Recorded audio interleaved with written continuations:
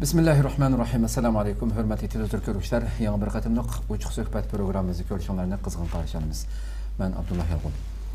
Kadirli görmelerimiz hemen malum boğandak biz bu programımızda milletimizden içinden yetişip çıkan her xil sahadaki kişilerimizni, alimlerimizni, cemiyet reislerimizni teklif kılıp milletimizge alakadar boğan xil temalarda jilada bilen söhbet edip verip kilovatımız. Bir gün şunun cümlesinden tünügün elanımızda beğendik. Muhim bir tema üstüde toxtulumuz inşallah. O bozumu Xitay devamlı halette biz küçük vaxtımızda tatip anlava tutup bizning ata-bobolarimiz özleri yaşagan davrda anağa boğaydı. Bu xalqaradımı vatanning ichidagi xalqimizga ish tushirib devamlı tashviqotlarda to'xtamay so'zlaydigan siyosati var. Şinjan yani ularning tili bo'yicha bizning vatanimiz Sharq Turkistonning azaldan Xitoyning ayrılmaz bir parçası ekanligini to'xtamay tashviq qildi. Yolg'on, yovdoq nurg'un narsalarni dalil isbot sifatida sunudi dunyo axborotiga degandek. Bu meseleni biraz tafsili holatda bu Xitoyning bu siyosatininki qanchalik arzimas, qanchalik hech qanday bir dalil isbot bo'lishga yaramaydigan bir axlat narsa ekanligini bugun ajallik bir zarb berish uchun bu ishning ahli bo'lgan hurmatli doktor Farhod Qurbon Tangritog'li apandim taklif qildik. Xitoy tadqiqoti instituti raisi, shunaqla Uyg'ur akademiyasi bosh kotibi. Qimmatli vaqtdan chiqarib qadam tashrif bergani uchun ko'p rahmat aytamiz oldindan. Bunda bir meseleni oturup koyup bazı narsalarni ochiqlashimiz kerak. Shuning uchun bu fursatni berganlik uchun sizlarga rahmat. Ko'p rahmat. Allah razı olsun. Qadrli ko'ruvchilarimiz, programmamiz Naq Maydondan Facebook, YouTube orqali taqdim etildi. Ekran oldiga chiqib turayotgan nomerlar orqali programmamizga aloqador fikr taklif berishingizni yoki savol so'rasanglar bo'ladi. Shunaqla ko'plagan qarindoshlarimizni foydalanishi ham bahrlab qo'yishni ham unutmaysizlar. Unda olsa başlap Xitoyda hurmatli doktor, hamda program 5 degandek Xitoy davomli holatda har sohada bo'lib oxirgi yillarda yana buni texnik kuchab o'tirib qo'yibdi. Azaldan ayrilmas bir qism. Aslida Xitoyning azaldan faqat bizning vatanni yoki Guangzhou, Shanxay yoki boshqa Xitoyning o'lkalarining ichidagi birasini bu bizning deb demasdan faqat bizning vatanga kelganda bunda deb turib olishining o'zi yurikining bir pok ekanligi, o'g'rining yuriki pok degandek aslida bir inson o'zining narsasini dunyoga yoki boshqalarga bu mening deb da'vo qilmaydi hamda. Gipining o'zidan vatanimizningki Xitoyning emas ekanligini bildirdi albatta. Shunda bo'lsin bu siyosatni to'xtamay satadi. Bu nimaga asosan buni Xitoy da'vo qildi? Shuni biz bilib baqsaq. Sizmi deb o'tgandek, Xitoylarning buni davomli ta'kidlashining o'ziga bir ishonchsizlik, ya'ni ko'ngilda bir yerda xotirjam emasligining ifodasi. Xitoylar buni ba'zi vaqtda Şinjan ta ezelden Xitoyning bir parçası deydi. Bazen ayrılmaz parçası deb ifade qildi. Xo'sh. Bo'libmi şu 2019 yildan keyin biraz bu ishni biraz avjiga chiqdi. Qanday avjiga chiqdi desak, oldi bilan 2019 yil 3-oydagi Aqtash kitobda 7 maddelik mazmun var. Birinci maddesi yana şu Şinjan ta ezelden Xitoyning ayrılmaz parçası degan maddelerden başlaydı. İkinci Aqtash kitap herhalde 7. ayda neşr qilindi. Onun da 7 madde var. O 7 maddenin birincisi mi yana şu Şinjan ta ezelden Xitoyning ayrılmaz parçası degan aşı mavzudan başlaydı. Hem de bu meselede Xitoy bularni ta'kidlagan vaqtida bazen tomur tutudu. Bizni artık tomurumuz tutup oldu da. Xitoyning çünkü O'rta Asya, Türkistan yani Büyük Türkistan hakkında mı ucunda göz karşı var. Bunu mançemiş tomur tutup bakıyordu. Mesela bu yıl 4. ayda Kazakistan üçün almışında bir sepsetini oturup koydu. O Kazakistan meselesi kelgan vaqtida Kazakistan kaçanlıkka vatan koyunu qaytib keldi deb bir maqal e'lon qildi bular. O maqalni Xitoyning eng cho'ng shu sohu ko'rinishda shaxsiy Emniyette Xitay hükümetinin teşvikat organı o. Hoş. O şu resimde koyalım. Aşağıda daha ciddi bir makale ilan kıldı. Asıl tomur tutuş. Hoş. Kazakistan hükümeti gerçi Xitay'ın Kazakistan'daki elçisini çakırıp nota verdi ama takım o ciddi kattık bir inkas buluş gerek idi. Keyin o kim ben bir tadqiq baktım. Xitaylarninki moşu sepsetisini yayıdığan ötkinci bir internet sitesi kuruluptu Sichuan'da. Moşunda Kazakistan, Kırgızistan, hatta Hindistan'ın bir parçası, Vietnam, Tayland hakkında ta ezelden Xitay'ın tupraqı degan sepsetini ilan kılıngan makallalarni ilan qıptı. Bir yıl boyunca. Keyin o nimni takip etken okşaydı. Bu mesele aslında 2010 yılı bu Xitay askeri menşeli bir general var. Liu Yajou degan bir general. Bu keyin Xitaylarninki devlet Milli Müdafaa Üniversitesi rektörü olan özü Avatsiya generali. O bir eser yazgan. G'arbiy rayon nazariyasi deb. G'arbiy rayon nazariyasida maxsus bir program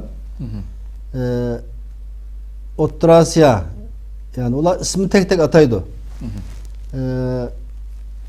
İşte olan ağzından Şinjan, Kazakistan, Kırgızistan, Özbekistan, Tacikistan, hatta Türkmenistan.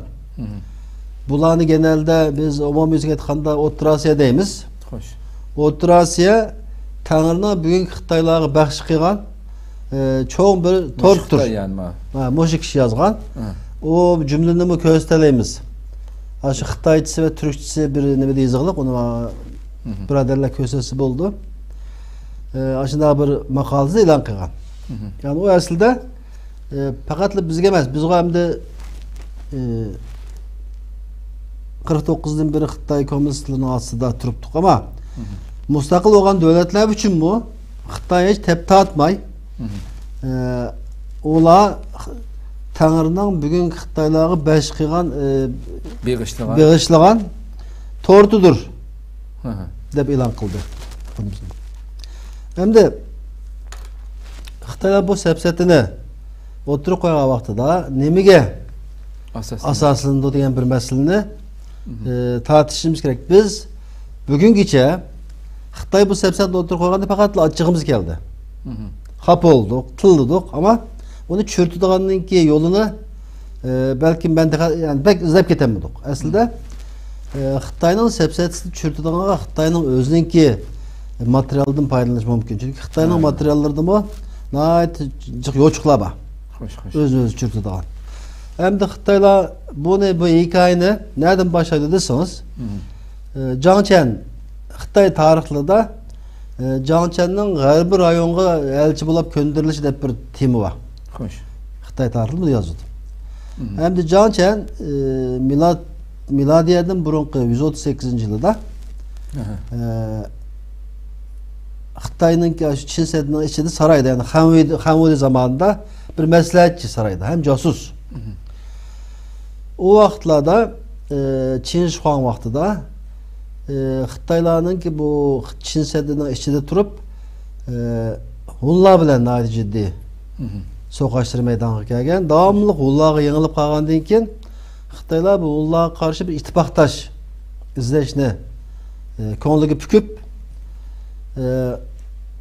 Çin Seddining sirtiga bir elchi avatishni qaror qildi. Ve 138 yılı Jiang Chen'ni Çin Seddi sırtı çıkırdı. Xitoy Seddi Çin Seddi'ninki sırtıga. Bu pek mühim bir tarih. Çünkü Xitoylar onun burun Çin Seddi'nin sırtını bilmeydi zaten. Aslında bu Xitoylarning birinci kıtım tashqi dunyo bilan bo'lgan munosabatda. Jiang Chen talimat boyunca Çin Seddi'ni çıktı ama yolda Hunlarga esir uçup kaldı bu. Esir uçup 10 yıl 138. Miladiyadan burunqi 138. Miladiyadan burunqi 138. 10 yıl Hunlarning ichida turdi. Xo'sh. Bu yerda ham esir tushgandan keyin bu Xitoycha ma'lumotlarga qaraganda Hunlar bunga ot boqtirgan, podshohlik qildigan deb aytishlik yozig'liq. Bu jarayonda bu yani bu Xitoyning bir alayidiki vazifasini voz kechmaydi bu. Qanday qiyin qiyin ahvolda qolsin u. Asli vazifasini unutib qolmay, bu aş vaqtda onun tilini o'rgangan birinchi Xitoy bu. Ularla gaplashadigan. Nurg'un ma'lumotni to'playdi ama bir fursatni tepib qochib chiqdi bu ularninki shu asirlikdan. Qochib chiqqandan keyin hemen Xitoyning shu Chinsaddan qochmay yo'lga davom qilib, o vaqtlardagi shu Farg'ona taraflargacha borganligi tarixda yozildi. Keyin qaytib kelgandan keyin bütün toplagan materiallarını vaqtdagi shu podshoh Hamodiga sunup g'arbiy rayonda ko'rganlarini, yani g'arbiy rayonning madaniyati, g'arbiy rayonning boyligi, g'arbiy rayondagi insonlarning g'arbiy rayon deganimiz yani bizning Sharq Turkiya, yani Chinsadninki g'arb tarafi. Xo'sh. Xitoylar uni Shiyu deydi, g'arbiy rayon. Hozirmi g'arbiy rayonni ochimiz deb to'xtamay. O da Shiyu deb davomli ishlatadi. Aç vaqtda hamda bu aç tuproqlarda bir kezib kelganligi tarixda yozilgan. Hamda o'tganda bizning bir Uyg'ur aktivisyen kishini deyishicha, uning Qashqarga borganligiga oid xatir yo'q. Ama neticede aç tuproqlarga cho'g'lab kelgan, bütün ma'lumotni to'plab kelib topshirgan. Yani Xitoyning bütün eslab olgan narsasi mushu. Bu Chinsaddan chiqdi. Toplam qaytib kelishi 12 yıl sürdü.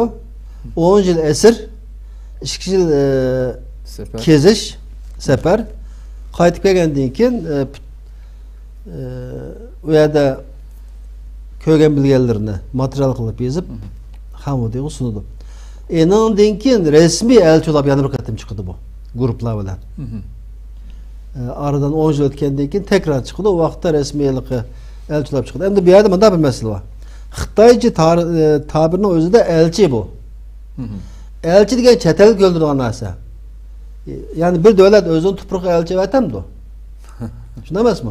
Bu adı üstünde. Yani bu Xitoy tarixida Fatih so'qash qilib bilan olgan emas. Xitoylar o'zi yozdi buni. Jangchenning g'arbiy rayonga elchi bo'lib ko'ndirilishi deydi. Yani Jangchenning g'arbiy rayonga savaş qilib tuproq olish deb hikoya yo'q.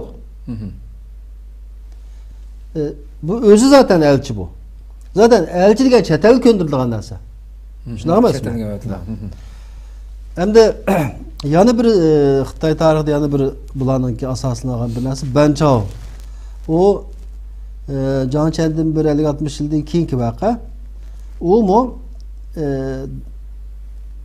o vaqtki shu g'arbiy Han sulolasi bilan ular orasida İpek yolu üstündeki bazı muhim mevkilerini talışıp soqışı var. Mesela bu dastlabda Qumulning hozirgi Arıtürk rayonu, keyin Teglamakanning boshlang'ichdagi Kroren qadimgi shahar va Qashqa. Bu yerlarda davomliq İpek yo'lidagi Xitoylar İpek yo'lidagi bexatarlikni qo'llash uchun ular u yerga qarqol qurishga tirishdi. Shu vaqtda Banchaodan Qashqada bir mezgil tug'anlik hikoyasi bor. Şu Xitoylar bunu belki bağlı oldu. Endi bunu bana qilib, Xitoylar 2000 yılının başlarında 2010 yıldan keyin Qashqarda 2 tane bağçı kurdu. Bunun birisi aşı Banchao. Qashqar Töven boyunun boylap devlet bağa vaqtida aşı Eskisar deb bir yer var. Eskihisar. Xo'sh. Aşı Eskisar miladiyadan burunqi Suluk Uyg'ur davlatidan qolgan sarayning sepilleri şu. Xitoylar shu yerga hem bizning izimizni buzish uchun Banchao parkini qurdi, bog'chisini. Ondan keyin Qashqardan bu Yangisoq Mang'day yo'lining ustida Qumbas deb yerimiz var. Şu yerda Suluk degan bir yer bor. U mu miladiyadan burunqi Suluk Uyg'ur davlatininki tuproqlari. U yerga nimaning Jangchen parkini qurdi, ona heykelini şu yerga tikdi bular. Xo'sh. Bu ha. Endi bu hikoyasiga isbot uydirish uchun qilgan ish endi. Keyin qurildi. Endi deganimizdek Xitoylarninki eng chong tayanchiqi bu. Xitoylar bilan bizning oramizdagi ziddiyat kesib qoldimi, kesib qolmadi. Davomliq Xitoylar o İpek yo'lidagi muhim yerlarga qarqol qurish jarayonida davomliq urushlar, so'qashlar bo'ldi. Ama Xitay hiçbir vakit o topraklarda uzun müddet tuğunu yok. Yani askerler besip gelip yani elip bir hakimiyet kurgunu yok. Kelip ketkenleri ba. Bolap mı 751 yıllık talaş uruşudaki zaten Xitay bütün Türkistan topraklarında hiç qanday izi qalmagan. Talas uruşu. Talas uruşuda Xitayda tamam mağlup bolup bolgandan keyin ketken. 1000 yıl qarayamadı o. Hiçbir zaman. Hem de Xitaylarninki bu Mekkem İslam'ın bu asası nayeti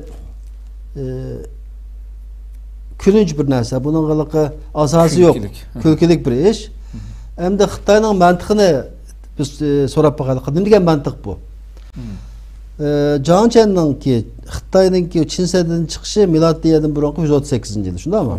Ama onundan burun insanlık tarihinde Büyük İskender yani İngiliz Alexander the Great Xitaylar özü Yalışanda deydi o. Biz İskender Zulkarneyn deymiz. Onunki dünyanı feth kılışı bundan 300 yıl burun. Yani Xitaylar tak dünyada nem balığını bilmeydiği vaxtıda Uygur diyarı dünya ile alakası batı zaten. Bizimki büyük alim Kaşgarlı Mahmud'nunki eserde şu destanda bir destan var. O şu destandaki tefsili malumatla qaraganda Büyük İskender İran'ı feth qilib bo'lgandan keyin Türkistan keldi, Yetisu bölgesi keldi. Kelip şu devleti keldi. Şu devleti kelib bo'lgandan keyin hatta şu destanda ochiq yozdi. Büyük İskender şu devleti kelib bo'lgandan keyin Saqlaning devleti deb işte tarixda tanıtıldı. U yerden Çin'e yakın bir yerdeki Uygur devleti bade deydi. O büyük ihtimalle bizden kayıp şehir Kroren. Kroren. Çünkü Kroren'ninki keyin 1901 yılı Seven Aiden tarafından keşif kılınan vaxtıda keyin zaten Xitay arkeologların bade hatta bizden o vaxtı Kroren güzeli 3800 yıllık mumya heykelimiz var. Hoş. Yani o nayet terakkigan bir şehir olup büyük ihtimalle İskender'in bağı yeri şu. Ve Büyük İskender u yerga borgandan keyin faqat so'qashmadi. Chunki u yerdagi ijtimoiy muhit, shaharchilik, insonlarning yaşam shakliga qarab bu ta'sirli ketdi.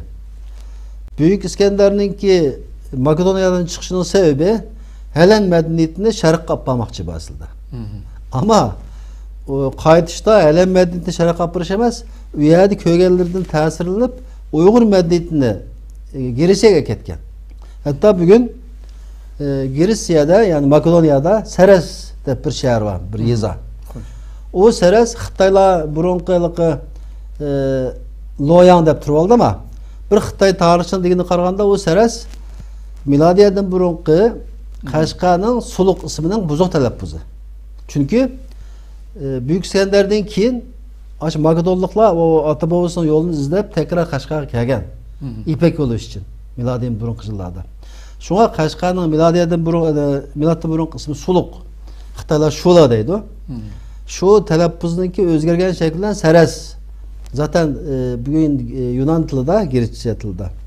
İpek diyen gep Seres. Yani Seres yazıp bu hem İpek hem İpek'nin vatan diyen gep dep izahat kıldı. Yani bir demek çok anlarsa Xitay'ninki Jiang Chen'den 200 yıl burun Büyük İskender dünyada 20'ni feth qilgan. Mesela bugün Mısır'da İskenderiye port var ama şu Büyük İskender'den namı asılgan post. Türkiye'de İskenderun deyimiz o Hatay İskenderun. Onun Büyük İskender'in isminden kılıngan. Yani dünyada bu kadar iz koygan bir adam turup bugün Makedonyalıkla, Yunanistanlıkla bugün İskender'in berip kelgenleri Yunan toprağı değiş gerek mi yani? Xitayning mantiqi qaraganda bo'lish kerak, shundaymi? Xitayning bir tane elchisi çövelep kelganlik uchun Xitay toprak olacak. Büyük İskender 10 yıl bu topraklarda 10 yıl hem sokaş kıldı hem bazı yerlerin aldı hatta İran resmen hakimiyet kurdu adam.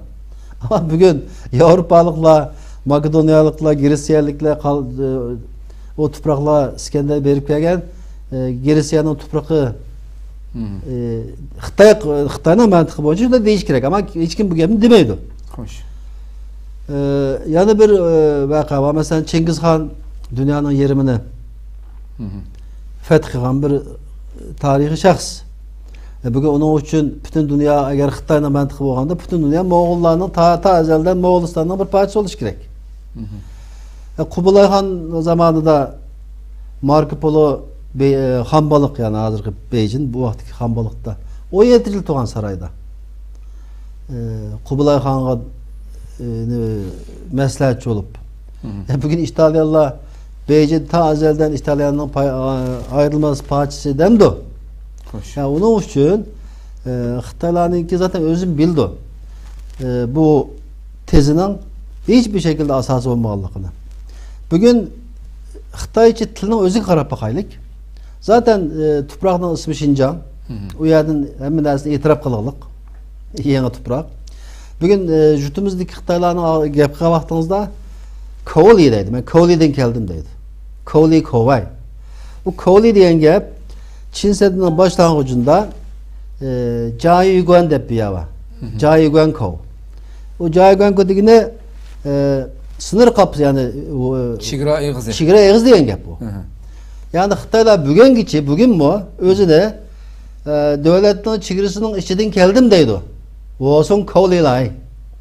O çü Koli deydi. Düşünemez mi? Ben çet elgi bağlılık yani bugün mu bizden Şarkı Türkistan'dan işkilik bağa vaxtımızda çetelgi vadım deyimiz. Koli. Hatta bu Donghang tarafta yani bir işik var. Onu Uygurca kaş kovuk dep tercüm kılgan. Yumin guan. Bu kaş teşinden gelip verildiğin. Yani o Xitay'daki Guanwei, Guannei, Koli, Kovay digine şu Çigra Eğizi'den kiriş, Çigra Eğizi'nin işçi Çigra Eğizi'nin sırtı diyen gep. Bugünkü Xitay için dağıtım ben. Xitaylar bugünkü açta deydi. Yani Şarkı Türkistan bilen Xitay'nın statüsü zaten Xitaycıda inik. Koli, Kovay, Guannei, Guanwei. Bu tilde Xitay'nın özünün tilde inik zaten. Yani o bir taraftan devamlık Şarkı Türkistan'da ta ezelden Xitay'nın ayrılmaz toprağı diyen bilen bu yani Xitay halkı ben çet elden geldim, çet el kettim deyim. Yani Şarkı Türkistan bilen Xitay'nın arasındaki münasebet çet el bilen bir devletle çet elden münasebettir. Hoş. Onun için bu Xitay'nın bu sepsetisi hiç kandak ilmi asası yok. Bütünley özününki ötmüşünü yani bir ihva gerlik. Hem de Xitay'dan kolda küçü var bugün. Kolda küçü oğallık üçün tarihini özü sahtı tarihini uydurup o tarihka ispat koyuş kılıç batıdı. Hoş. Bunu hel oldu başlığını. Demek ki o Kaşgar'daki o iki tane heykel bu sebeple yapılan heykel. O heykelin iki tane manası var. Birisi tarihi intikam. Bir yerde bizden atıldığımız hikaye. İkincisi bizim yerde iki tane büyük bir alımımız var. Birisi Kaşgarlı Mahmut'un heykeline nispet. Yani birisi Yusuf Has Hacip'in heykeline nispet. Çünkü Can Çetin'in heykeli Yusuf Has Hacip heykeli 8 kilometre. Hem de bu Xitaylar ne mi kılmakçı hem de hazır. O heykel ne madem çıkıp etkenlik. Aldı bilen bizdeki tarihi şahslarımızga nispet kılıp ondan takımı çok bir bağıça ve heykel hesap oldu. Hem de hazır tomur tutmadı. Tomur tutmadı. Aldı bilen Kaşgarlı Mahmut'un kişiliki ve juta hakkında bazı gumallık meselelerde bir makal yazdı bir Xitay aslında. Bundan burun. Bu bizdeki o Ürümçi Üniversitesi'ndeki resmi jurnalda çıktı o. O jurnalda o makal çıkıp olgandan keyin bu sepsetin oturuşka. Ya o mazarlığı Kaşgarlı Mahmut'un mazarlık oğallığı enik emas. Kaşgarlı Mahmut'un Kaşgarlık oğallığı enik emas. Çünkü o Bağdat'ta yazgan bir eserinde. Zaten Kaşgarlı Mahmut'un ki o Divan Lugat Türkliğine bir yerde kendini göstermede makal yazdı. O makaleden kim ikinci kademde ağzı sınıp baktı. Bence Kaşgarlı Mahmut Kaşgarlı heykeline ya hakikaten öğretti ya babamız tomur tutadı bula. Kadem kadem kilovatıydı. Maksat bu şekilde devam kılsa bütünlay tarihi izlarni bizninkini o'chirib, o'zininkini yezib, yozganlarini bu shundaqliqi saxta belgiler bilan ispat qilib, o'ziga bir nima uydurmoqchi. Hamda biz buni bu şekilde inkaz qaytarib, bu Xitoylarni atibist açmamız lazım. Allah'tan bugün bizning Xitoyga qarshi ba'zilik aptepeshini pash qilishimizga dunyo ishindi. Bundan 10 yil belki ishonmaydi çünkü dünya Xitoyni tanimaydi. Hem daha dünya o'zi Xitoyni taniganligi uchun bu tür Xitoyni pash qilish faoliyatiga dunyo ega chiqishi mumkin. Buni ko'rdik biz, nereden ko'rdik? Mesela bundan bir qancha ay burun Xitoyning G'arbiy Shimol universitetidagi 2 tane arxeolog bilan bir amerikalik bilim insanı Kumul'un Barköl yezisinden 2400 yıllık at söneklerini kazıp çıkargan. Kazıp çıkargandan keyin o grup bu insanlıktan birinci kıtımlıkı at, yani at üstüki minişinin belgesi, ama bu demek Xitaylar tarihte birinci kıtım atqa mingen degan sepsetini oturup koygandan keyin yana Amerikalık bir Uyg'urshunos bunun reddiyemedi. O vakitte o Xitaylarning o sulalisi vaqtda Xitoy Çin Seddining sirtiga chiqib boqmagan. U yerdan chiqqan eserlar Xitoyga oid bo'lishi mumkin emas. Bu qadim Uyg'urlarga oiddir deb bizni, yani biz o meseleyi qo'l etishdan burun Yevropadagi bilim insonlari artık Xitoy sepsetini red qilishga boshladi. Yani bu bizim uchun yaxshi bir boshlang'ich, yaxshi bir sharoit.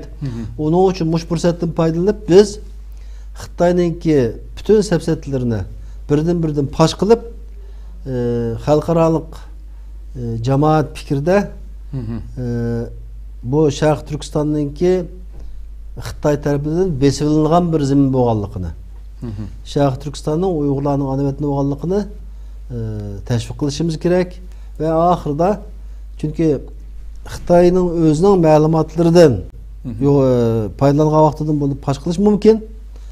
Xitoyning sepsetisi muz üstüge bina kılınan bir inşaatga o'xshaydi. Aftap chiqqandan keyin muz eridi, bina çöküdü.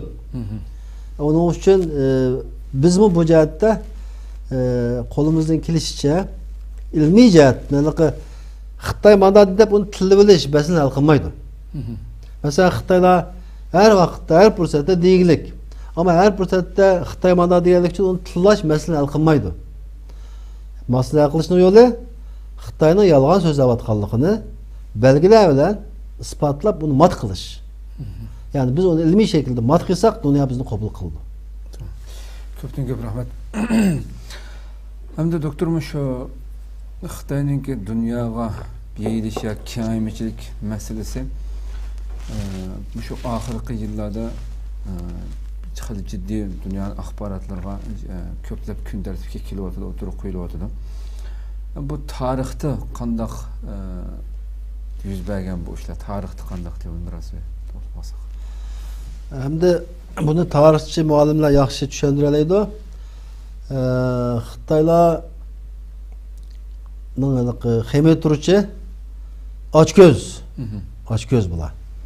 Hem tarixte biz bu eng jiq badi keldisi biz bilan bo'ldi tabii ki biz qo'shni bo'lganligimiz uchun. Yani aldıda onu aniqlash kerak. Yani biz tarixda bir Xitoy bilan qo'shni. Yani Xitoy bilan münasebetimiz var mı dese var. Qo'shnilik münasebetimiz var. Yani bir xalq, bir devlet münasebetimiz yok. Hoş. Yani biz aldılar bazı narsalarning ismini to'g'ri qo'yishimiz kerak. Biz Xitoyga hech qanday münasebetimiz yok desek tarixiy inkarga bo'ladi. Münasebetimiz var ama qo'shnilik münasebetimiz var. Biz iki devlet, yani qo'shni. Xitoyninki ochko'zligi sebebi bilan aramızda devamlı ziddiyetler bo'lib turgan, so'qochlar bo'lib turgan. Inandan keyin Xitoylar fursatparast bo'lganligi uchun Türkiye xalqlar ojiz tushgan vaqtida ustiga yurib kelgan. Türkiye xalqlar kuchlangan vaqtida qochib ketgan. Zaten devamlı bular o'zini parcha holatda yashab kelgan.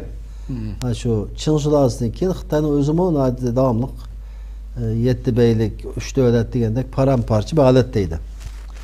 Hamda Xitoyninki Çin Seddininki, yani Çin Seddining sirtida kengaymachilik faoliyatining eng chong o'rnigi shu bizning Sharq Turkistonning besilish. Şarkı Türkistan'daki besiliş jarayoni uzun bir hikaye. Emniyette bizning Xitoy dedim ya fursatçı.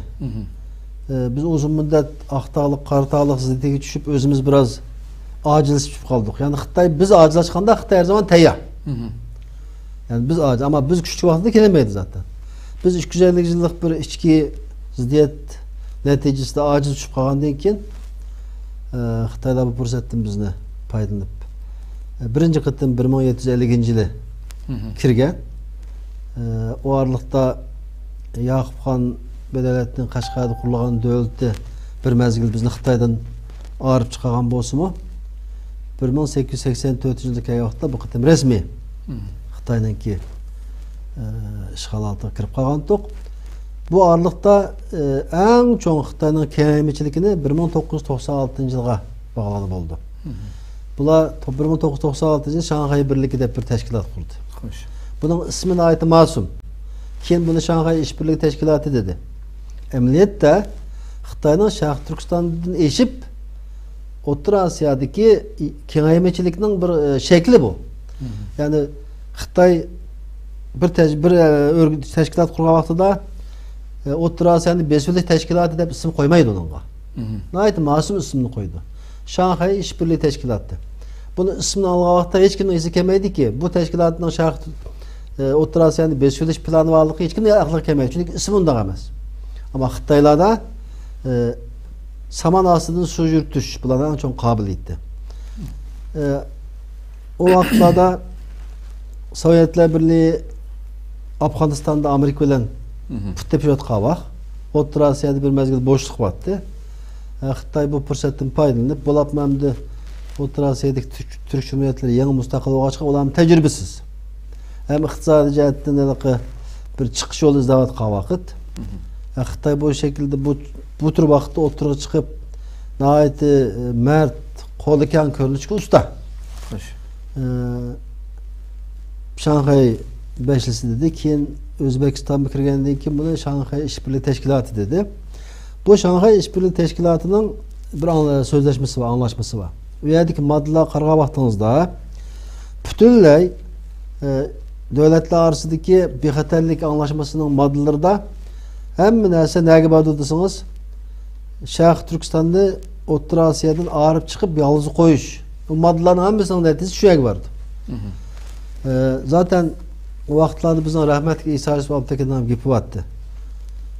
O'rta Osiyo mustaqil oldu, navbat Sharq Turkistonga keldi deb.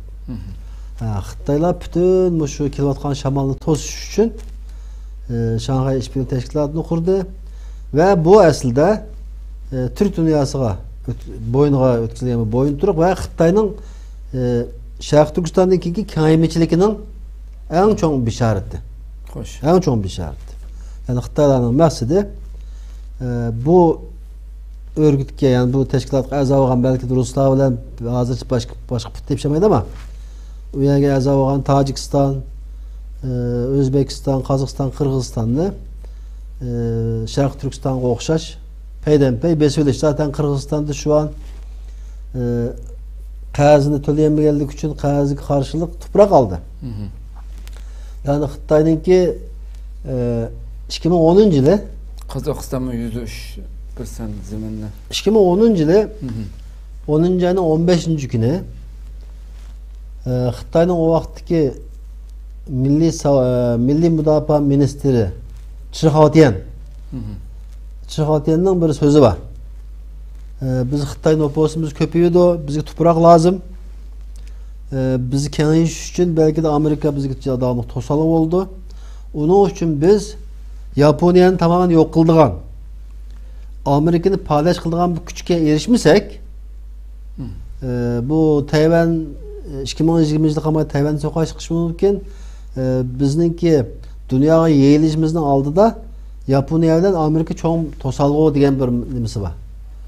Aslında Chixotyan tarix bilan bilmayman chunki maxsus bir maxfiy yig'inda shuni o'tirib qo'ygan. Yani demoqchi bo'lgan narsam Xitoy kichikgina pitlinib qolsa, yani bu biraz zag'ir gap bo'ldi. Birinchi o'ylaydigan narsa boshqalarni besib olish. Yani biraz turmush rahatlanib, hayot ba'zi narsalarga qo'lga kelib bo'lgandan keyin endi men rahat yaşaymış ondan deb o'ylamaydi. Xo'sh. Endi buni etrafiga, chunki Xitoyninki nimasi buzuq, mantiqsi buzuq. Yani Xitoydan bo'lmagan hamma narsa tahdid Xitoyga ko'ra. Hamma narsa Xitoycha bo'lishi kerak. Uning uchun bütün insanların ortak qimmat qarashlarini Xitoychalashtirish birinchi shu. Yani hamma narsa Xitoylashtirish. Adlan sosyalizmni Xitoychalashtiramiz dedi. 1982 yılı. Ondan keyin İslamiyetni Xitoylaştırırız dedi. Yani insanların ortak işengen nimesi olsa onu mutlaka Xitoylaştırır.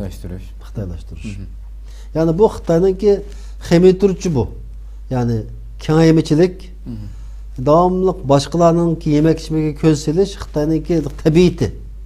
Bu tabiat hiçbir zaman özgergini yok. Bayatındaki avalığa qarab baksak ma'lum oldu. Xitoylar rejim özgürdü. İktidar özgürdü ama kengaymechilik köz karşı özgermeydi. Hiçbir zaman özgermeydi. 1884 yılda o Şarkı Türkistan meselesi yani Xitoylar mehkem turib algan. 1912 yıl Şanghay inqilabida mı hakimiyet özgerdi ama Xitoyninki Şarkı Türkistan'ga bo'lgan ochko'zlik o'zgarmadi. 1949 yılı komünistler özüce inqilab qilib, g'alaba qilib, insonlik baxti aqilman deb milliyetçi Xitoyni yıqtib etdi ama Şarkı Türkistan'ı qo'yib bermadi yana. Xo'sh. Yani bularning bütün köz karşı özgürlüşü mümkün, hakimiyet özgürlüşü mümkün, iktidar özgürlüşü mümkün ama iktidar kim kelsin kolda güç bo'lgan müddetçe Şarkı Türkistan'a bo'lgan yaman niyeti hiçbir zaman özgermeydi. Tamam. Hoş doktor hamda hakikaten bir içiniş meselemdi. Şu bizim Şarkı Türkistan'daki şu G'arbiy Türkistan'daki bütün Türk Cumhuriyetlerine nispeten bir qalqan bo'lib turayotganligi.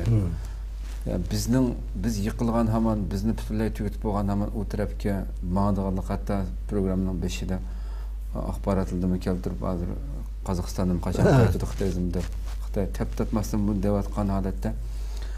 Endi buni biz ta shu asrlar burunqi ajdodlarimiz tarafidan bu Türklerge agahlandırılıp Orhun abiylerdeki bilge qolgandaki nasihatleri bu narsaga qat'iy e'tibor bermagandek bunu qarasak masalan bu bütün bizningki asli bizning bu halimizdan ibrat elib Xitoyga nisbatan biroz musofiq qo'yib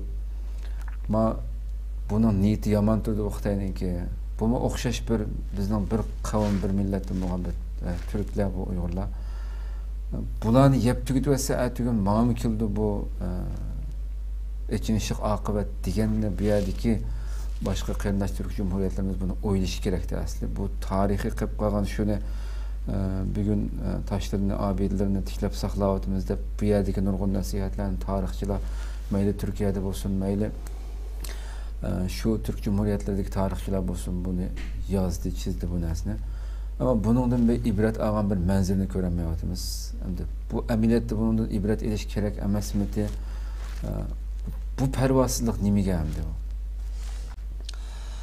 Hakikaten bu cihetten de biraz dertimiz var. Bu cihette derdimiz var.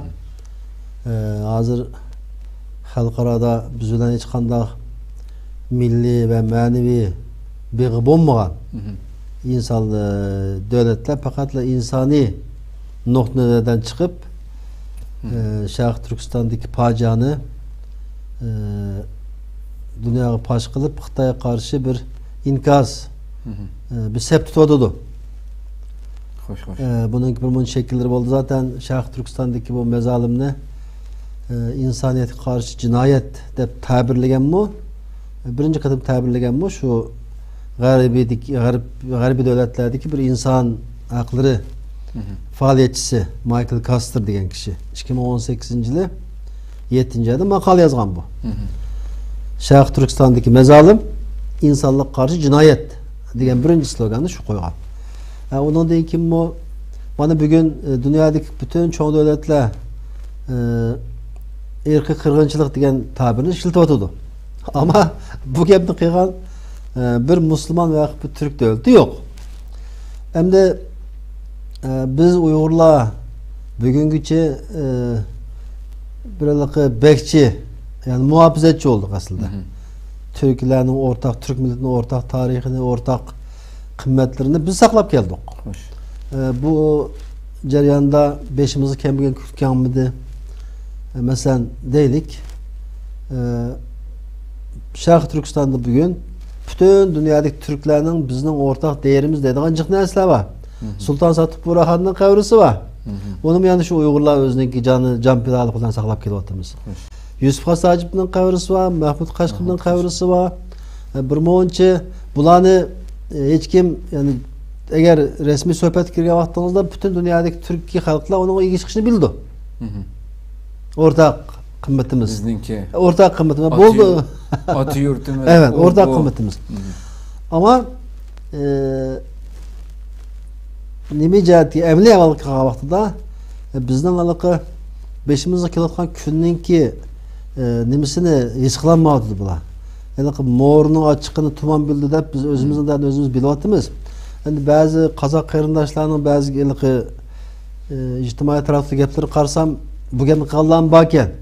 Uygurlar hozir bizga to'saq qo'llab turib agar Uygurlar yo'qolib ketsa, navbat bizga kelgan kishilar yo'q emas. Ammo xalqning ichida bo'lgan bilan davlatda yo'q. Ya'ni bu qarindosh davlatlardagi hokimiyatda bo'layotgan hokimiyatda bu ko'z qarash yo'q. Hokimiyatdagi sheriklikninki ko'p. Buni endi belki de bu, yani ben bunu aslında özümüzün qarindoshlarını gunohkor qilgim kelmaydi o. Bence bir yerden Xitoyning ilgisi var. Xitoylarninki tarixdan biz ishlatib kelgan bu lobbychilik deymiz biz o yaqinqi zamonda. Bu Uyg'urcha qanday tarjima qildik uqmayman. Lobbychilik. Siyosiy faoliyat. Jamoat fikir toplash deylik. Xitoylar bu jamoat fikri to'plagan vaqtida atrofdagi davlatninki davlat qurumu bilan yetishmaydi. Bu yerdagi shaxslar bilan yetishdi bular. Aş mesela bir hükümetin içinden tadqiq qilib, biraz iradesi aciz, aç göz kişilerin tepi bölüp, bununla para verip, bularning ağzını yağlab etkendiğin keyin o hükümetteki bütün bazı resmi kanunlar, programlar ta'sir qildi ekan. Xitoy bu yo'lni davomli ishlatdi. Bence O'rta Osiyoda yani ki bizim qarindosh cumhuriyetlarda ba'zilari xalq orasidagi ba'zi suhbatlardan bilgim bo'ldi. Xitoylar yadımı insanlarını bulgaydı. Xitoy nega vazifasini birinchi qildigan ishi o'zi faoliyat qildigan bir meydan yaratish uchun atrofdagilarni bulg'ash, bularning ishi bu. Tabii. Ben bu O'rta Osiyodagi Türk Cumhuriyetlarining bizning beşimizga kelgan kunga qarab turib esdoshlik qilganligini ifoda qilmasligining sebebi birisi shu Shanxay Beşlisi. Yani o örgüt kirdiği vaxtida bir nurgun maddeler, o maddelerga bilen imza attı. O imzanın etilişininki neticesini nerede gördük? Mesela bugün bir Xitoy sakçısı xalagan vaqtda hech kimga sormay Qozog'istonga kirib o'zi xalagan yerdan tasbih adresini Uyg'urlarni tutib ekitalaydi, ama hech, yani ikki davlat orasida bundan munosabat bo'lamdi? Yani bir davlatdan bir o'tashdan burun ben falan yerde işim var, falan adam bana xatarlik ben ekilişim gerek deb iltimos yazıp davlatlar qabul qilgandan kirish kerak, shunday emasmi? Ama Xitoylar uni qilmaydi, chunki bunga imzo qo'ydirib olgan. Ay shu Shanxay hamkorlik tashkilotining ana moddellerinde shunday qulayliklar o'zaro bexatarlik jihatdagi so'zlashmalar hamiz yezig'liq bular imzo atgan. Birincisi bularning qo'lini bog'latgan narsa imzo. İkincisi şahslar, yani şu hükümetin içindeki muhim şahslar bence Xitoyga quyruqni tutqizib qo'ygan bo'lishi mumkin. Bunun çünkü hem de kömedi bilmedi deyishdan hojat, çünkü artık dünyada herkes hemen azdan xabardor. Maksat onu ko'rdigan ko'ngil ko'zi bo'lsa hemen azdan ko'ralaydi. Bu bugünkü endi bazı İslam devletlerininki Xitoy bilan bo'lgan munosabatida zaten jim turish emas, hatta tashviq, yani ularning maqtash seviyesida Xitoyning qilgan ishini. Hem de O'rta Osiyo Türk Cumhuriyetleri hiç bo'lmasa jim turuqliq. Hem de yakından beri bu Türk Kengeshininki bazı faaliyetleri belki ta'sir qilishi mumkin. Endi biz Sharq Turkistonliklarning, yani Uyg'urlarning qo'limizda qilgan bir ishimiz var. U bolsumu şu təşviqat bək mühim narsa. Xitay köpünç narasını təşviqat bilan qazandı. Yani bularning təşviqatga bergan ahamiyat berişi bək çok ahamiyat berdi. İqtisadi jihatdan, insan gücü, hamma jihatdan təşviqat hech narsa araydi bular. Bizga mi təşviqat lazım? Bizim təşviq qilib mesela bugün G'arbiy rayon nazariyasi. Bence onu bir Kazak okusum çıçanşıydı. Hemmisi kim okusa çıçanşıydı bir narsa. Hem ben onu müşterikim Uygurca, Kazakça, Kırgızçalarga tercüme kıldırıp atman. Yeyiş. Açık kitabını yeyiş, şunu okşan göz kararını yiyip bu qarindoshlarımızın Şanghay iş örgütüden hemkarlık teşkilatından yenip çıkışını kol keltiriş gerek. Xitayninki en çok yumuşak yani aciz noktası Şanghay işbirliği hemkarlık teşkilatı. Eğer Şanghay hemkarlık teşkilatının işini boşaltıp onu faaliyet kılamaydıgan şekilde keltirerlisek aslında bu qarindosh devletinin putqulu rahatlaydı. Şarkı Türkistan için de hakiki hizmetler o zaman oturup çıkalaydı. Çünkü yani burnunun tibi. Yani burnumuzun tibi. Hem de bu işte meyana bu qarindosh devletlerine günah kakığım kemeydi o. Bir yer yani Xitayning yelikarlığı Xitayning yelisi tenkit etmeyotimiz. Çünkü Xitaylarning en çok yelisinden birisi Shaoli Sangdao yüzüdeki tebessüm takıtış koyunda hancer saklaş. Yani bizning beşimizga kelgan bir narsasi mehmon bo'lib bağa yiranda öy sahibi bo'lib qal. Fanka veyru. Xitoy buni hozir Sharq Turkistonda g'alaba qildi. Dastlab bir şekilde keldi. Mana endi hozir ular öy sahibi, biz talamushiga. Tojikistan'da birinchi qadamni tashladi. Qozog'istonda, Qirg'izistonda buni hozir prova qilyotdi, mashq qilyotdi Xitoy. Bununki neticesinde nişanda hazır Türkiye var. Türkiye'nin meselede bu meselede biraz bihotluk kılatkan buluş, bihotluk kılatıdı. Yani Xitay'ınki hafta beşesini bilemeyenlikleri için. Hoş. Onun için biz teşvikatımızı yükseltirmemiz gerek. Bizim vazifemiz ağır. Vazifemiz ağır. Ama şunda bir reallıkımız bu boğan ahval aslında emniyette bizden vatanimizin bu müstakillik güreşlerimizge bir arqı bulduğun rayon etrafımızdaki qo'shnilarimizning hammasi shundoq siz yuqorida so'zlab o'tgandek bir echinishli vaziyatda. Adam bu reallikqa qaragan vaqtida xuddi chiqish yo'li yo'qdeklam, ya'ni ham qapsilib qolgandeklam bir harakat qilish imkoniyatimiz yo'qdeklam bir xil buni ko'ramiz hamda. Sizce hamda bu ahvollarga siz qanaqa qaraysiz hamda? Bu qisqa mezgilda o'zgarishi mumkinmi? Yoki siz degandek bu işbirlik teşkilatını bunu parçalayıp ötüş, aşındaq bir haletke epkep bulğuça xalqni mesela şundaq Xitayning haqiqiy niyetini bildirib, emniyette müşahidir Qozog'istonning şu etrafdagi devletlerning hammasini Xitoy qarz berish siyosati orqali qarzga bo'g'ib qo'yib, uning kendini nurg'un ziminlarni talab qilib, hozir shu ziminlarni elishga boshlaganligi mayli Tojikiston bo'lsin, Qozog'iston bo'lsin, bu Xitoyning u yerga qarab qadam bosganligining yani uchuq bir ro'shan dalil isboti ham bu. Hech kim ko'z yumamaydigan darajada. Sizning ziminini elishga boshladi degan gap, yani sizni qarz qilib qo'yib. Ama shunda bir ahvol aslida bizning masalalarniki bilan Sharq Turkiston mustaqillik masalasiniki qanday ko'rasiz kelgusini? Endi aldılar biz özümüzü işimiz gerek. Biz bizdeki hakkımız yani biz özümüzdeki davası işimiz gerek, ümit var oluşumuz gerek. Ama Türkiye'de bir gap var. Allah'tan umut kesilmez de be, ümitsiz şeytan. Biz hem de bugün geçi dua kılıp geldik. Ama bundan da duanın yetmediğine işimiz gerek. Biraz da emeli faaliyet. Dua ile birge? Dua ile birge tirişçilik lazım. Dua elbette mühim, onun ahmiyetini ben düşündüğümüz hemen yaxşı biliriz ama hoş. Ataboğullarımızın gibi var. Dünyanın işleri takdirge bağlıq ve lakin onun da tedbiri bağlıdır dep. Biz aslında dinimiz mi yani pakatlam dua kılışını terkip kılmaydı ki. O bir cahilliknin alameti yani. Şundak. Dinimiz aslında insan kuldan gelgen bütün işini kılıp onundakin Allah'a bırakır. Onundakin Allah'a ya Rabbim benim kolumda müşinçilik geldi. Sen bana yetmegenimge sen bana yardım bergin dep dua kılımız endi. Emdiliki duanı lazım bu vaqtda nəhayət səmimi şəkildə qıysa, Xudayım mucizəni yaratışıdır. Amma əlaqə orunluqның bir ifadəsi qılıb davamlıq əmgək qılmay dua qılıb oturursa, onu mən də Xudayım yuxurda görüb dualıq işiniz kerak, səmimiyyət degan bir narsaga. Hem bizim hazır qıldığı işimiz bence dünyada tarihte birinci kıtım Uygur meselesi dünyanın meselesi oldu. Bu küçük bir ilgileş emas. Yani ötmüş qarab baxsaq hiçbir vaxtda dünya Uygur'un dep ikiga bölünüp baxmagan. Yani hazır ikiga bölünüp baxdı. Nemiş ikiga bölünüp baxdı deyimiz? Ötkende imza atqanlar 39 dövlet ama unutub qalmang. O dövletin içinde 10 tanesi G20'nin azası.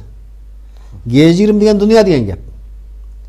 Yani G20'ge aza bolgan, yani taraqi qilgan dövletler topluluğu var o 20 dövlet. Aş 39 dövletin içinde imza atqan. Onu o taraqi qilgan dövletler içindeki 10 kişi, 10 dövlet. Bu cihetten qaraganda dünyanın yerim deyileymiz onu. Xoş. Bu bizim için daha çok bir yaxşı fürsət. Endi bu fürsətni biz iliqi ma'lum shaxslarga, ma'lum davlatninki nimasiga bağlamay, shamol chiqqan vaqtida qag'inni o'zimiz qilishimiz kerak. Bir yerdan bir yo'l boshlab bergan bo'lsa, biz kichik vaqtimizda balkim siz bilgansiz, bizning vujudda 7-oyda xaman qilibmiz-ku, bug'doyni o'rab. Her yil 7-oyda bir shamol chiqadi. Küçük emas, az shivirg'an emas. Çünkü Xudayim endi tabiiy shaklda o'rlashtirib turganda buğday xamanni so'rasangiz, buğdayınız bir taraf küçüdü, saman bir taraf küçüdü. Ama o shamol chiqqanda sizin xaman bormi yo'qmi? O shamol cho'qib chiqadi. Xudayimninki tabiatga o'rlashtirilishi o. Her yil Temmuz oyida bir shamol bor. Xaman yetib baqqanmisiz? Yo'q. Men yetib baqqan. Ama o shamol chiqqanda bizning xaman tayyor emas masala o. To'g'ri. Hozir shamol bor. Bu shamol tamamen bizning manfaatimizga qarab ko'payyotdi. Yani sırtımızdan bizni shamol ishlatadi. Ama bizning harman bo'lsa, bu shamol bizga foydali. Eğer biz yani xamanni tayyor qilmagan bo'lsak, shamol chiqib ketaverdi, biz yani qolgan yerimizda qolamiz. Onun uchun buni davomli ta'kidlab keldik. Hammadan qo'ldan kelganini qilish kerak.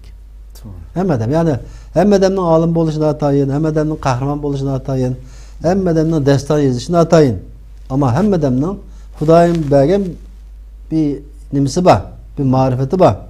Bazısı emgekçi oldu, bazısı işçi oldu ama özümüzdeki tushgan vazifani yaxshi qilsak, biz tirikchilik ko'rsatgan vaqtimizda men shuning ishini Xudayimizning yo'limizni ochdi. Ama biz tirikchilik ko'rsatmasak, bu ish tez. Hem bunun da hazır bizning aramızdaki ziddiyetlarninki bazısı hazırki ziddiyet qilish tegishli emas, yani hazır vaqt emas ba'zi narsalarni. O narsalarni tartishib, bizning hozir beshimizning ishimiz qilib ishlash, emgak qilish. Boshqa hech qanday vaqtga vaqt armasligimiz kerak. Bu iliqi biz taqvodorlik natijasini biz belgilaydigan biz hokim emas. Buni Xudayim ko'rib turibdi zaten. Ama onunki qilayotgan ishining natijasi agar millet için faydası bo'lsa, qolgan narsalarni keyin vaqt kelganda aldırmay değiştirish mumkin. Yani aramızdaki ziddiyetini azaltıp ortak noktamızı ko'paytirishimiz kerak. Xo'sh.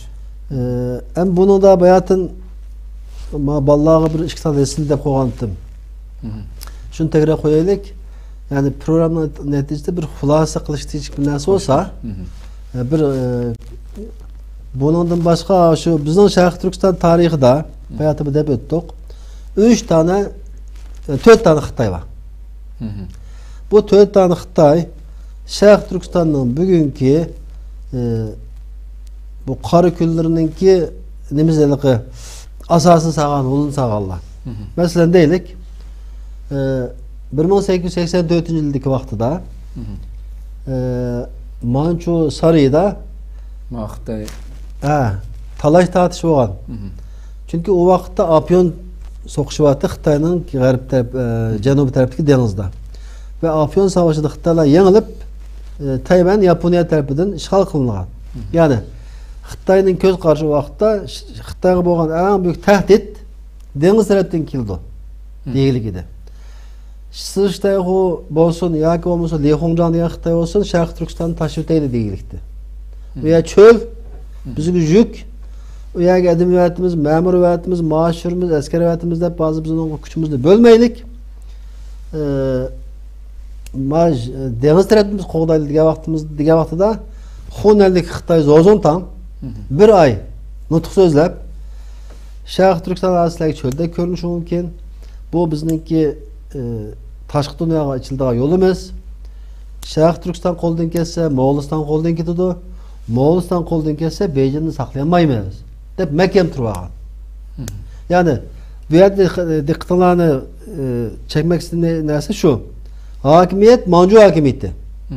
Ve Manju hokimiyati Sharq Turkistondan voz kechgan. Ama ikki tane Xitoy, birisi bu Zozontan mahkam turilib, Sharq Turkistonga borma deb turib olgan. Keyin talay tartishning oxirida Sığıştay bunun gaplarga chidab bo'lmay, "Basang ama pul yo'q. Devletin hazinesi boş hazır. Biz bu kimi aldık, top aldık, şu aldık, bu aldık. Pul yok degendikin Zozontan o işini ben özüm hal kılaman dep Tianjinlik bir Xitoy var. Xo'shyoyan dep. Bu Xitoy. Bu Xitoy Zozontan'ın bütün askerlerini Sharq Turkistonga berip aşağını işgal kılışga yetkidek şekilde pul ne? Hem özünün şahsi mülkü bilen yetmeyen yerge garip devletlerden qarz edip bütün pulunu müşrik Xitoy tep çıkıldı. Devlet vermeydi. Devletin hazinesi pul yok. Yani bu yer demek olan narsam şu. Bizning takdirimiz ne? Moş işki Xitoy yani şöven yani Xitoy milliyetçiliğinin ki uzakını kördüğün ben bir yerde demek olan narsam şu. Xitoylarning içinde davamlıq Xitoyning umumyüzlük menfaatini ko'zlaydigan, uzakni ko'radigan odamlar yetishib chiqdi bularning. Yani bulardagi uzakni ko'radigan kalla o vaqtlarda bizda yo'qdi. Kuchimiz bordi, imkonimiz bordi, ama kalla yo'qdi. Bu ikki Xitoyninki heykeli hozir Xitoyda bilamsizlar. Xitoylar bu heykelning ostiga milliy qahramon deb yozilgan. Zozontan degan Zozontan uchun deydigan shuari Sharq Turkistonga qaytarilib, davlatimizning bütünlükini qo'rg'an buyuk qahramon deb yozilgan Zozontan heykelining ostiga. Bu Xo'shyoyanning heykeli Tianjinda yozilgan. Bu Tianjinlik Xitoy o'zi. Aslida Jo'janlikka tijoratni Tianjinda qilgan limanda. Yani bu ikki Xitoyni Xitoy xalqi bugun komünist olsun, Kuomintang olsun, O'g'ir Yanchuqchi olsun, qanday ideologiyasi olsun, qanday tuzum olsun, bu ikki Xitoyni milliy qahramon deb e'lon qilgan. İkincisi yakın çağ bizning Sharq Turkistondagi cumhuriyatlarning yıkılışında birincisi Shansay, ikincisi Jangjong deb bir Xitoy var. Bu bek aniqmi? Bu Jangjong degan Xitoymi? Bular o'xshashlar. Haqiqiy shu tik o'zidan Xitoy. Jangjong bizningki ikkinchi Sharq Turkiston Cumhuriyatining yıkılışida eng cho'ng roli shuning. Bu Xitoy bizni qanday aldigan desangiz, dastlab Kuomintangga temsilen keldi Sharq Turkistonga. Kuomintangning vakili bo'lib keldi. O vaqtda komünizm qarshi olanlarni aldı. Mesela Üç Efendiler komünizmga qarshi sep tutganlik uchun Jangjong yani Kuomintang hukumatining samimiyatiga ishinib qoldi. Bu Üç Efendiler deganlarimiz bu Jangjong tarafidan qaymoqtirilib bo'lgandan keyin bu Xitoy ichkari qaytib ketib Jangjongni yuz o'rib Komünist partiyaga o'tdi. Keyin Komünist partiya o'tgandan keyin kommunistlarga ishlab Ahmetcan Qasım qatorli inqilobchilarning kallasiga qaymoqdi. Yani demen bu yerda men o'zimizning qarindoshlarni tarixda biz gunohkor qilgim kelmaydi. Men shunday ta'bir qilaman. Yani biz davomli Xitoyning ilm kirisiga tankilanmadik. Bizda qahramon yo'qmi? Bor. Vatanparvar yo'qmi? Bor. Hammasi bor. Ama stratejik fikir, yani fikir ishlab chiqaradiganga yetishamay qoldik. Bunu nimişqa tekrar oturup koyumuz. Fikir işlep çıkış bir muhim. Bir cemiyetin terakkiyatı için en muhim narsa fikir. Fikir işlep çıkarılmağa vakti da insanların ikinci, üçüncü, dördüncü kademini besişi plansız oldu. Yani ben bugün bir programın ahirinde netice okuyasın demek ki ona yani Xitoyda davamlılık ilim ikirisi tenkilenmedik biz. Orta Asya mı tenkilenmeydi, Türkiye mi tenkilenmeydi? Ama dünya oğandı. Hazır Amerika'da Xitaylarning bütün bu FTP olgan FTP asas jihatdan his qildi. Aslında bizningki ba'zi ziyolilarimiz yaxshi ishlar qilib ekandik. Xitoyning 36 yilisini Uyg'urcha tarjima qilib ekandik, ammo o'qimabdik. Mushu men deyotgan gaplarning kitobini men qarsam o'tganda 90-yillarda 36 yil Uyg'urcha tarjima qilinibdi. O kim tercih qilgan bo'lsa, Alloh razı olsun. Hayatda olsa, ömrü uzun bo'lsin, o'lgan bo'lsa, Alloh rahmat qilsin. O kitapni o'qimabdik. Ya'ni bizningki eng büyük acizlik noktamız Xitoyni tanishga kalla ishlatmadik. Ha, balkim o'zimizni bek ishlab ketdik. Ya Xitoy degan shu paskini Xitoy taniyman. Ya'ni paskini Xitoy deb taniymiz. Oxirsida onun haqida nimalar borligini qezib chiqaramaganligimiz uchun bugungacha Xitoyni tushundik. Bugungacha. Hozir mi tushyapmiz?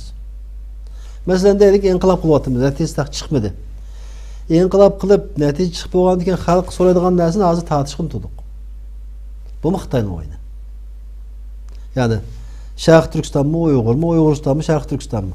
Bular bir-biriga zid narsa emas ki, bular bir-birini to'liqlaydigan qavram. Ya'ni bir-birini to'liqlaydigan fikrlar. Uyg'ur degan Sharq Turkistonlik, Sharq Turkistonda Uyg'ur var. Yani onun ikisinden birisini tashlash mecburiyetimiz yok ki. Bugün dünyada Xitoylar o'zimi Xitoy Xalq Cumhuriyatidan demaydi. Xanzu Gonxalqo demaydi. Jonghwa Remin Gonxalqo deydi. Çünkü Xitoy xalqi %96 bo'lishina rağmen Xan Cumhuriyati deb isim qo'ymadi. Xo'sh.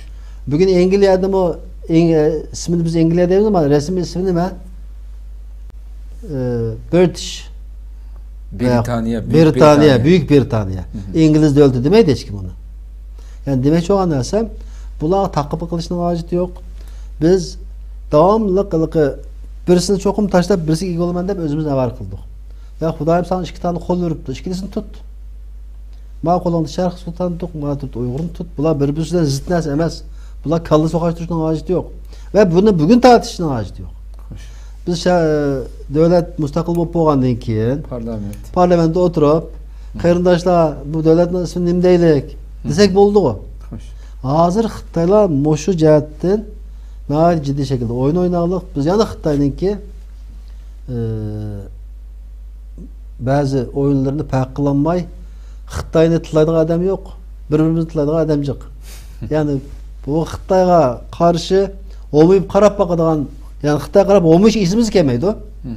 Ama Uygurlarni özümüz qarindoshlarimizni düşman şekilde koyup müşvaqçı birbirimizni ko'nglini yerim qilib, birbirimizni depsandi qilib yashayapmiz. Bu biraz bu şekilde davom qilsak zaten artık ahvolimiz bu. Allah inşallah. Yaman. Bu kunlardan o'tib ketamiz inşallah. Ko'pdan ko'p rahmat aytamiz. Allah razı olsun. Aytdi. Güzel bir Eynaqlan badans, ko'pdan ko'p rahmat. Biraz nima taqilib ketib qoldimi? Programımız vaqti to'shib qoldi, 1 soat vaqtimda. Yana asli nurg'un savollar bor qo'limda. Inshaalloh oldimiz ko'plarda bir program qilaydi. Hamma bu kitob haqida qadrli ko'rmalarimiz bu kitobni doktor Xitoyninki bir kuşak bir yol yani. Bir yol bir belbağ, bir belbağ bir yol haqiqati ve Türk dünyası degan kitabı çıktı. İnşallah bunu bir şu meselelerle ciddi kun tartibga olgan mesele. Aldığımız haftalarda Türkiye mi bunun içinde ciddi Xitoyga ishinib mengayotidu. Afsuski. Bunu bir münazara qilaylik deb deyishdik inşallah. Aldığımız haftalarda bu to'g'risida bir program qilamiz. Şu an bir müşahede ahırlaşırsak bo'ldi. Rahmat etimiz. Qadrli ko'ruvchilarimiz, shuna qilib bugungi uchuq suhbat programmamiz müşahede ahırlaştı. İnşallah yana bir qatimliq suhbatda ko'rishguncha omon bo'lgaysizlar. Shu yozgan bizni mayli Facebook'dan bo'lsin, YouTube'dan ko'rgan qarindoshlarimiz ko'pdan ko'p rahmat etimiz. Assalomu alaykum va rahmatullohi taala va barakatuh.